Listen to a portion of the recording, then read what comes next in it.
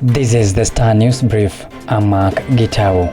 Kenya's cities leading new HIV cases largely driven by infections among 50 youth who comprise students, job seekers and young workers. New data indicates Nairobi leads the pack, followed by Kisumu and the recently crowned Nakuru city. Most people in cities are youth and children, according to the Kenya National Bureau of Statistics. Half of all people living in Nairobi are aged between 15 and 34, and this is the age most new infections happen.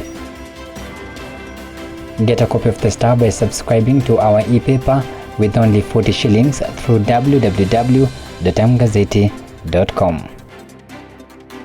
Over 1,000 children of varying ages are in detention centers across the country for various reasons, including engaging in crime, a report by Judiciary Panel says.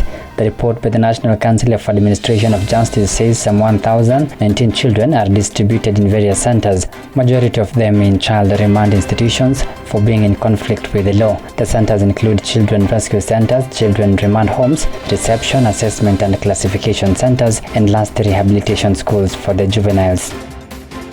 The High Court has allowed the government to seize 3.8 million Kenyan shillings, 20 properties belonging to a former payroll manager in Elgeyo Marakwet County, saying they are proceeds of crime. Justice Esther Maina said the Assets and Recovery Agency was able to prove that Livingstone Tanui unlawfully benefited from monies he siphoned from the county government of Elgeyo Marakwet at the time he was an employee there.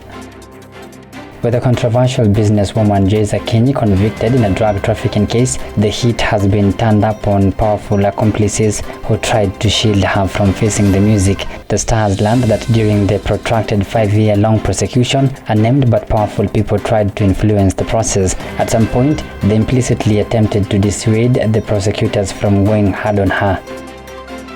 In a departure from being perceived as deeply conservative, a new research has shown the majority of Kenyans now embrace women's rights and feminist activists supporting their participation in protest. The report says an overwhelming number of Kenyans support women agitation for equality and a spectrum of rights. Respondents appreciated the participation of women in causes that herald basic rights, including emerging areas like environmental justice, land justice and women's rights.